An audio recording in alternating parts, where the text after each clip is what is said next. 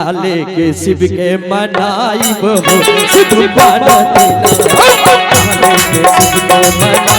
के शिव के मनाई बहो शिव मानती नहीं शिव मानती नहीं शिव मानती नहीं शिव मानती नहीं शिव मानती।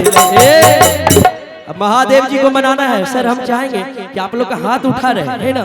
आज दरबार लगा इतना सुंदर और पूरा महीना तक एकदम सुखी संपन्न से चले, शांति से चले। आप सभी थोड़ा थोड़ा हाथ उठाइए और कहे ना कि काले के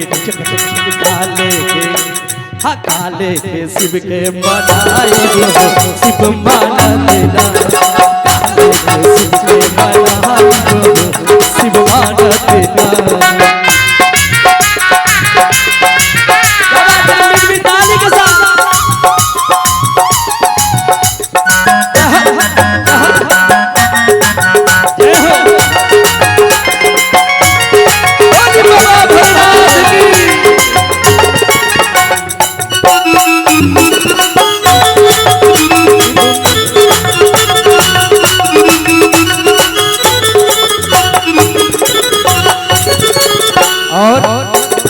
मिठाई शिव के मन हो न भावे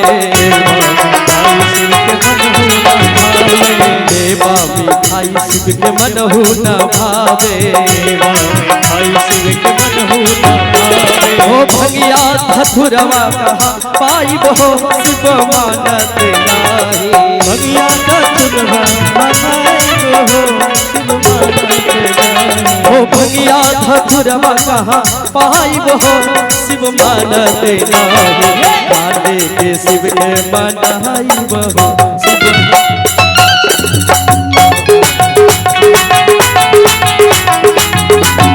काले के शिव के मनाई बहो शिव मानते नाही।